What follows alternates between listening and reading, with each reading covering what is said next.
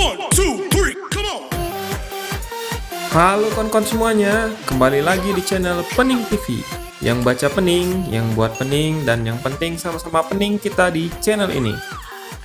Terima kasih buat kalian-kalian semuanya yang sudah like, comment, and subscribe channel ini, agar channel ini dapat berkembang dan bisa menyajikan cerita-cerita yang lebih menarik lagi.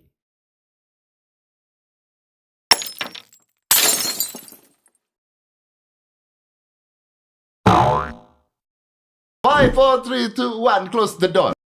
Di akhir chapter sebelumnya, kita diperlihatkan bagaimana Aubing yang bertempur dengan para dewa bayangan gelap. Yang pada akhirnya, Aubing pun terdesak dan hampir mendapat serangan dari para dewa tersebut. Tetapi, di saat yang tepat, datanglah Arexo yang menahan serangan tersebut. Pada awal halaman chapter 139 ini, kita masih diperlihatkan Arexo yang ikut bertempur bersama Aubing melawan dewa bayangan gelap walaupun dalam keadaan mata yang tidak bisa melihat. Dewa bayangan gelap pun terkejut karena tiba-tiba ada Arexo dari kerajaan Naga Laut Timur yang telah tunduk datang untuk membantu. Arexo pun mengatakan bahwa dia tidak akan membiarkan kerajaan naga terakhir yang masih ada untuk musnah.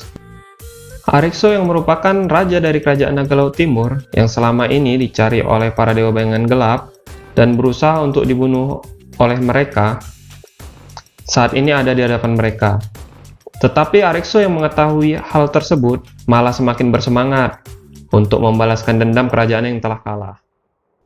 Arexo pun dapat menangkis serangan-serangan yang dilakukan oleh dewa bayangan gelap dan menghancurkan cambuk dewa bayangan gelap dengan pedangnya. Dewa bayangan gelap pun terkejut karena serangannya dapat ditangkis oleh Arexo. Tetapi, di sisi lain Aubing menyadari kalau Arexo pasti sudah tidak sekuat dulu lagi, karena telah kehilangan penglihatannya. Pada saat Aubing tertegun, seorang prajurit naga memberitahunya kalau serangan dari dewa bayangan gelap telah berhasil menerobos dinding pertahanan mereka. Di dalam dinding, Raja Naga Laut Selatan yang telah berhasil masuk pun kemudian berseru kepada penduduk kerajaan Naga Laut Utara untuk menyerah, karena tidak akan ada gunanya melawan musuh yang sudah pasti jauh lebih kuat. Kemudian dia berkata kepada para penduduk bahwa dewa bayangan gelap akan memberikan kehidupan yang penuh dengan kemewahan jika para penduduk mau menyerah dan jangan mempercayai isu yang beredar mengenai kekejaman para dewa bayangan gelap sebelumnya. Dan ternyata dari atas dinding, Ibu Arexo yang sedari tadi memperhatikan pun akhirnya mengeluarkan suara dan berbicara kepada Raja Naga Laut Selatan dan mengatakan apakah Raja Laut Selatan sudah puas dengan kehidupan yang sekarang yang menjadi boneka dari para dewa bayangan gelap. Raja Naga Laut Selatan pun mengingat kembali flashback pertemuan mereka bersama para raja naga lainnya pada saat mereka semua masih muda, yang pada akhirnya Ibu Arexo memilih ayahnya Arexo yang merupakan Raja Naga Laut Timur. Raja Naga Laut Selatan pun mengatakan kalau dia sangat mencintai ibunya Arexo, makanya dia menghabisi para raja naga lainnya untuk mendapatkan ibunya Arexo. Tetapi rupanya ternyata ibunya Arexo memiliki kemampuan untuk membaca isi pikiran orang. Dan kemudian dia mengatakan kepada Raja Naga Laut Selatan bahwa yang dikatakan olehnya semua merupakan sebuah kebohongan, serta mengatakan bahwa Raja Naga Laut Utara jauh lebih baik daripada dirinya. Di halaman ini kita diperlihatkan roh dari naga salju dari kerajaan Naga Laut Timur yang dengan gigih melawan kepungan dari para dewa bayangan gelap dan bertarung mati-matian. Serta Raja Naga Laut Utara yang mengatakan bahwa mereka hanyalah sekelompok sampah yang terperosok yang tidak kuat sama sekali. Raja Naga pun menyerang para dewa bayangan gelap yang mengakibatkan para dewa bayangan gelap pun terpental. Para dewa bayangan gelap pun yang terkena serangan mulai menyadari bahwa Raja Naga bukanlah musuh yang dapat mereka remehkan. Karena semakin lama Raja Naga Laut Utara pun menjadi semakin kuat. Raja Naga Laut Utara yang melihat keberadaan Raja Naga Laut Selatan pun langsung menyerang Raja Naga Laut Selatan yang berkhianat kepada bangsa naga dengan penuh kebencian. Tetapi Raja Naga Laut Selatan pun dengan percaya diri menyerang balik dengan serangan bola petirnya yang mengakibatkan ledakan yang besar.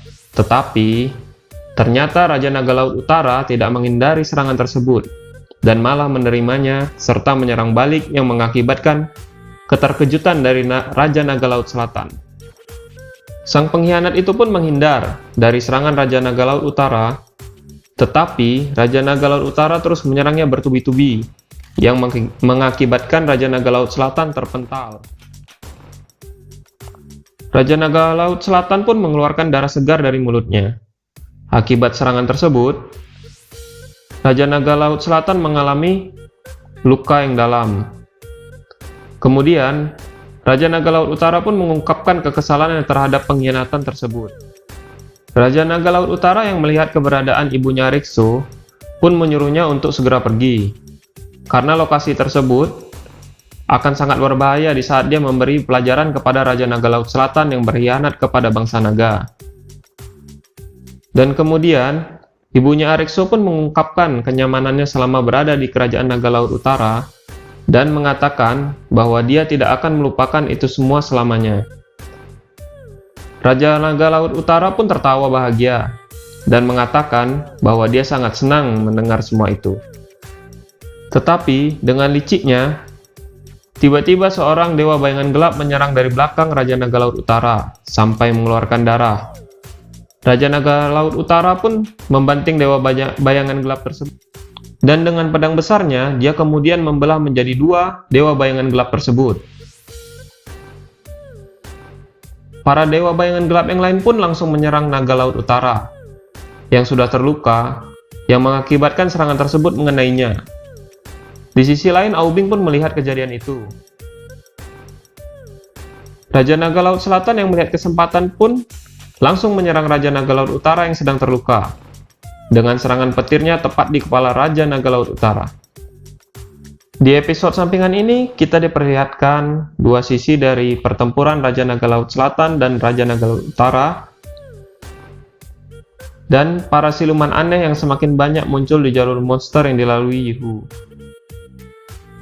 Di halaman selanjutnya, kita diperlihatkan Yihu yang sedang mengalahkan dan memakan siluman tersebut untuk memperoleh kekuatan yang semakin besar.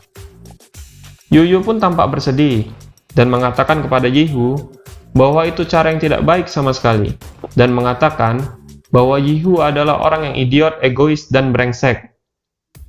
Yuyu pun mengatakan bahwa dia melihat kematian Yihu di masa depan di dalam mimpinya. Yihu pun bertanya siapa yang membunuhnya. Tetapi Yuyu tidak menjawabnya dan menyuruh Yihu untuk segera bertobat dan segera menyerahkan dia ke Tong Sancong dan yang lainnya saat mereka berhasil mengejar. Yihu pun dengan yakinnya berkata bahwa dia merasa sanggup untuk melindungi Yuyu sendirian. Tetapi Yuyu mengungkapkan bahwa dia tidak ingin dilindungi oleh Yihu karena dia mengetahui cara yang dipakai Yihu adalah cara yang salah dan hanya akan menambah dosa Yihu saja. Yuyu pun mengatakan bahwa Yihu bisa mati akibat perbuatannya tersebut. Tetapi Yihu menyangkalnya dan mengatakan bahwa dia merasa baik-baik saja. Tetapi tiba-tiba muncullah sesosok siluman gigi api yang akan menyerang mereka. Terima kasih sudah menonton di channel ini dan sampai jumpa lagi di chapter-chapter selanjutnya yang lebih seru.